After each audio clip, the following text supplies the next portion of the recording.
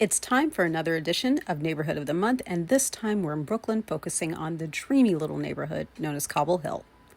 Cobble Hill actually wasn't always its own neighborhood. Part of it used to be considered South Brooklyn, while other parts were included with Brooklyn Heights. The area was colonized in the 1640s by Dutch farmers.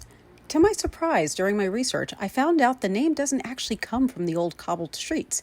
It comes from a cone-shaped hill called Cobble Hill, which is where Pacific Street, Court Street, and Atlantic Avenue intersect. It was also called Ponkiesburg back in the day, but I suppose that nomenclature wasn't viewed as favorably as Cobble Hill, so it disappeared by the 1800s. Like other neighborhoods nearby, Cobble Hill also played a role in the Revolutionary War. The hill was used as a fort. In fact, according to historians, this fort was the site of an observation post from which General George Washington watched the Battle of Brooklyn unfold. There's actually a plaque at the local Trader Joe's marking this. Once the British captured Brooklyn, they didn't too much like the idea of there being a high point from which they could be spied on, so they actually cut off the top of the hill so that spies couldn't observe them at their HQ in Brooklyn Heights. The area remained pretty rural until the late 1830s. Then the creation of the South Ferry led to a development boom.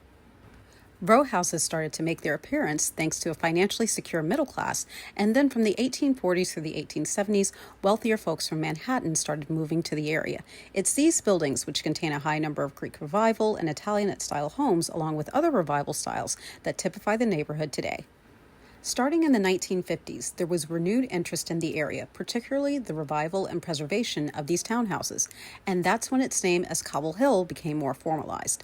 In 1969, the area got its first historic designation for multiple blocks that was then extended in 1988. And it's thanks to that designation that Cobble Hill is the enchanting slice of Brooklyn that it is today.